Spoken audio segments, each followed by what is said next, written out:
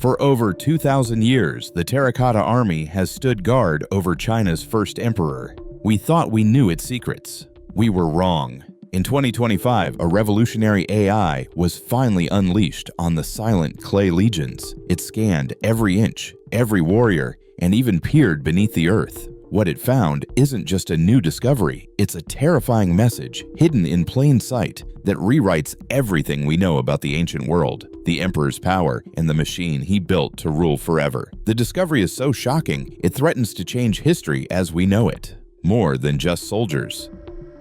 The AI, running on a massive quantum computing platform, didn't just scan the soldiers. It analyzed the microscopic traces of pigment left on them, the faint tool marks under the surface clay, and even the magnetic resonance of the soil beneath the pits. The goal was to build a complete, one-to-one digital twin of the entire complex. The results, which came back in stages, left the researchers completely stunned. First, the AI tackled the faces. We've always known that all 8,000 soldiers have unique faces. The going theory was that artisans used about 8 to 10 basic molds and then added custom details. But the AI's facial recognition scan proved something far more incredible. It cross-referenced thousands of tiny measurements: the angle of an ear, the width of a nostril, the curve of a jawline. The verdict? The faces show such specific asymmetry and detail that they must be direct portraits of real, individual soldiers who served in Qin's actual army. This wasn't a symbolic guard.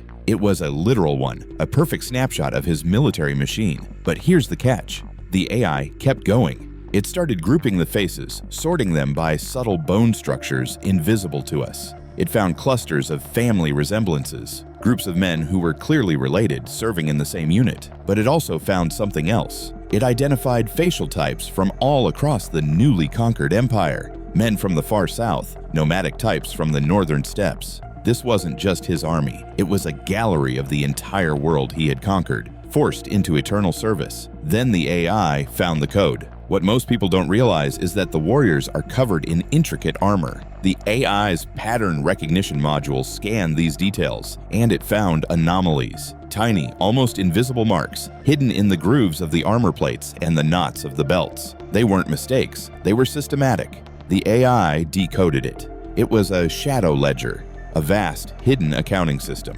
The marks identified the artisan, the workshop, the batch of clay, and even the day it was inspected. It was the mark of the Emperor's brutal legalist system. If a statue had a flaw, this code would identify the man who made it, and he would be dealt with.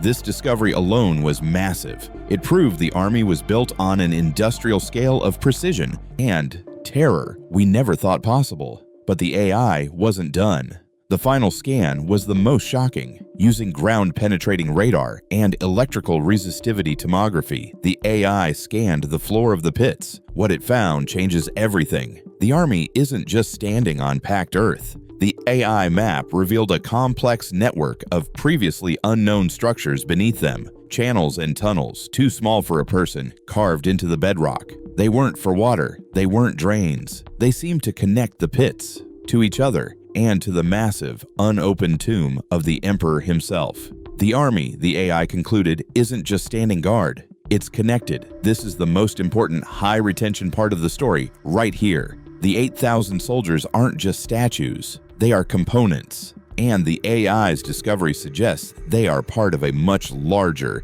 and much more terrifying machine. But to understand what that machine is, you first have to understand the army we thought we knew. The scale of ancient ambition.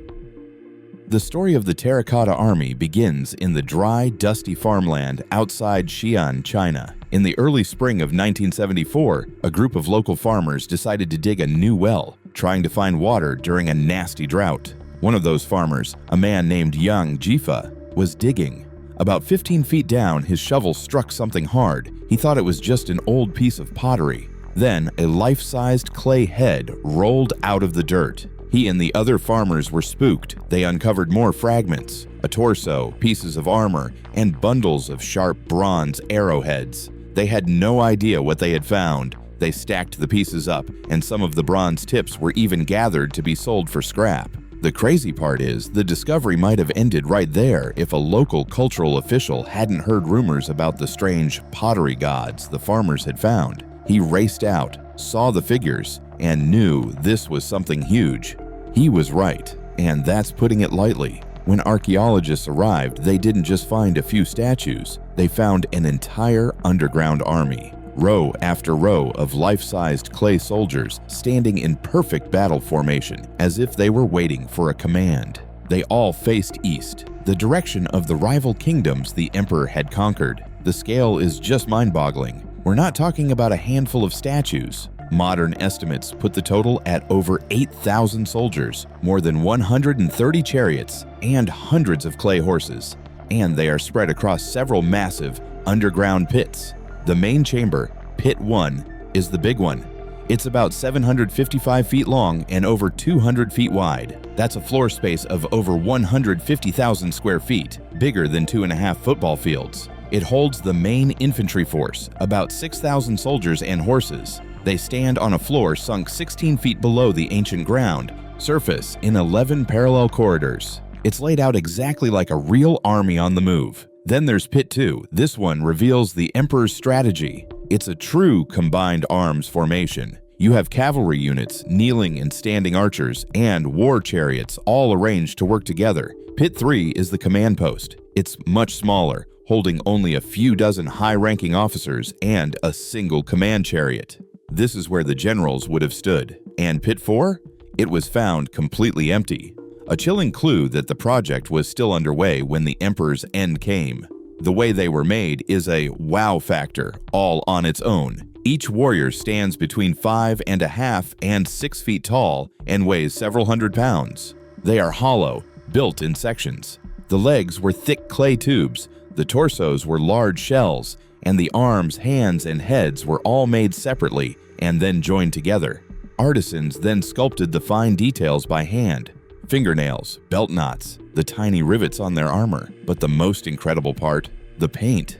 When excavators first uncovered these figures, they weren't gray and brown. They were covered in brilliant colors, deep reds, vivid blues, bright pinks, and purples. They were painted over a layer of natural lacquer, a resin from a tree. But here's the tragedy. The moment the damp, 2,000-year-old lacquer hit the dry air, it curled, flaked, and crumbled to dust. The brilliant colors vanished before the archaeologists' eyes, sometimes in as little as 15 seconds. Decades of color were lost in minutes. Alongside the soldiers, they found the weapons. And get this, they were real. Over 40,000 functional bronze weapons were recovered. Spears, swords, dagger axes, and thousands of arrowheads. The crossbow triggers were so advanced they could have been fired with precision. But the most stunning detail, many of the weapons were coated in a thin layer of chromium oxide. This is a high-tech anti-rust treatment. The thing is, chromium plating wasn't invented in the West until the 1920s. How did Qin's artisans 2,200 years ago figure out a technology that would baffle modern science for millennia? This wasn't just an army, it was a statement. But if this is the army, who or what are they guarding? The answer lies under a nearby hill, a hill that might be the most dangerous place on Earth. What Sima Qian said was inside about a mile away from the pits sits a massive man-made pyramid. It looks like a peaceful, tree-covered hill, but it's not.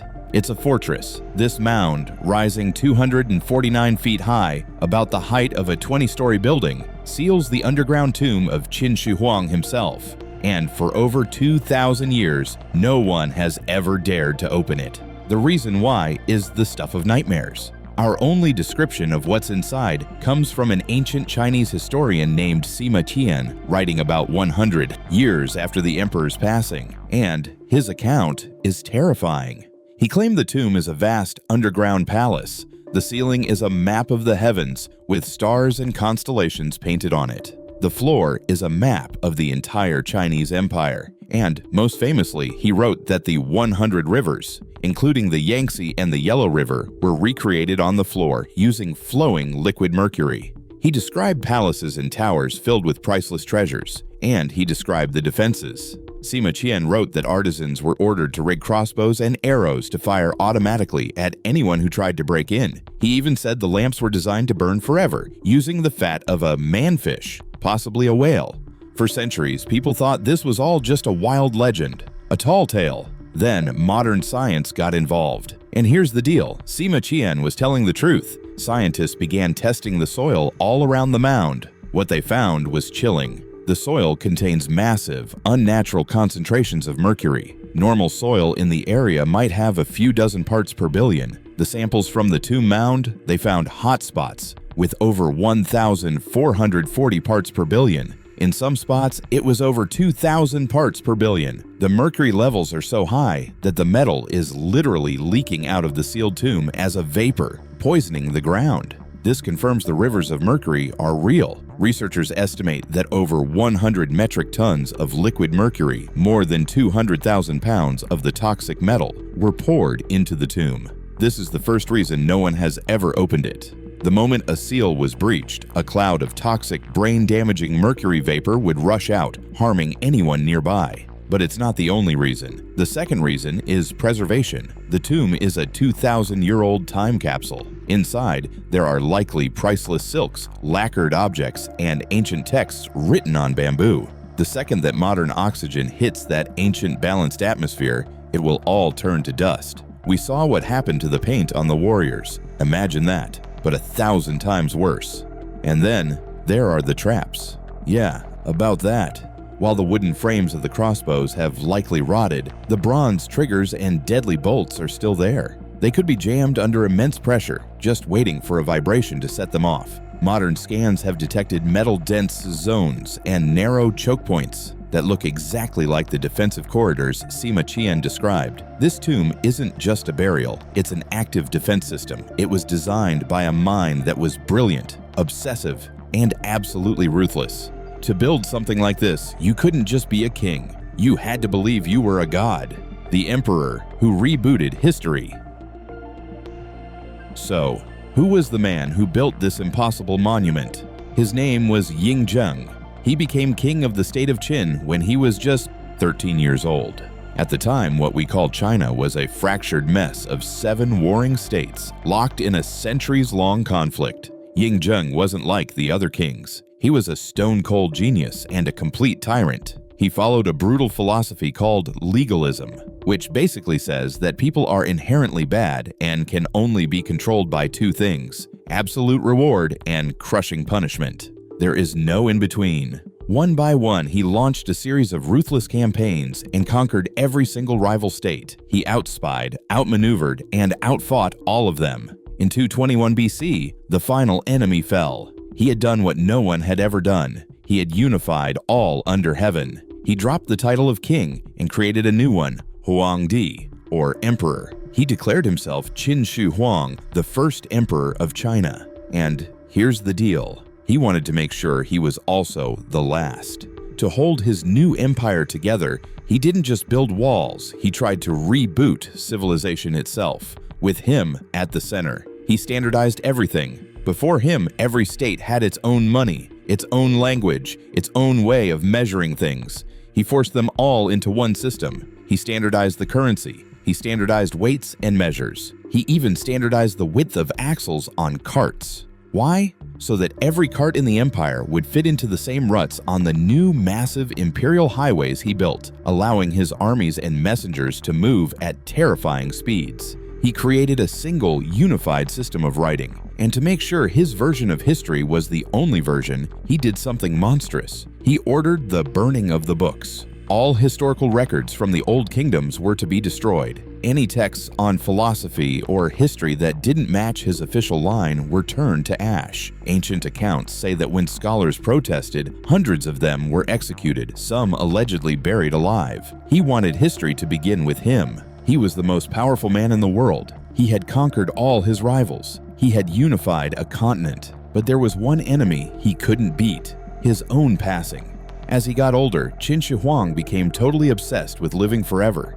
He didn't just want to live a long life, he wanted immortality. He sent court magicians and alchemists on massive expeditions to find the mythical elixir of life. He sent one Xu Fu with a fleet of ships and thousands of young men and women to find a legendary island of the immortals. Xu Fu never returned. Back home, the emperor's alchemists brewed potions for him, all promising to grant him eternal life. The crazy part, the key ingredient in many of these immortality elixirs was mercury, the very same poison he was stockpiling for his tomb. In 210 BC, while on a tour of his empire, the first emperor collapsed and passed away. He was only 49. The man who conquered the world was likely brought down by the very potions he thought would make him Epa, God. His dynasty, which he designed to last for 10,000 generations, collapsed almost immediately. Rebellions tore the empire apart. Within 4 years, his entire bloodline was gone and his dynasty was finished. It lasted just 15 years. His tomb was sealed, the traps were set, and the rivers of mercury began to flow. And for 2,000 years, the secret of what it was all for was buried with him. Until now, because the AI's final scan wasn't of the soldiers, it was of the tomb itself. The Mercury Clock of Qin Shi Huang. This is where the story gets truly insane. This is the discovery that will change history. The researchers couldn't physically open the tomb, so they used the AI to do it virtually. They used a technology called muon tomography. Muons are tiny particles from space that rain down on Earth constantly. They can pass through hundreds of feet of rock and soil. By measuring how many muons get through the mound, the AI can build a 3D X-ray of what's inside. They did this with the Great Pyramid, but this scan was far more advanced. The AI collected data for over a year, and then it rendered the image, and it confirms everything. The AI map clearly shows the main burial chamber, a massive space nearly 50 feet high. It shows the vast stores of metal that match the descriptions of treasure. It located the choke points Sima Qian described, and the AI's analysis of the metal signatures shows they are consistent with thousands of bronze crossbow triggers, all aimed at the entrances. The traps are real, and the mercury. The AI map rendered it in chilling detail. The scans show vast branching channels carved into the floor, perfectly matching the layout of China's major rivers. It's all there, but then the AI, running simulations on the data, found the final, terrifying secret. The thing that changes everything. The mercury isn't just sitting there. The AI analyzed the shape of the channels, the reservoirs, and the gradients. It found evidence of what looked like complex, ancient pumps and sluice gates. And the ceiling.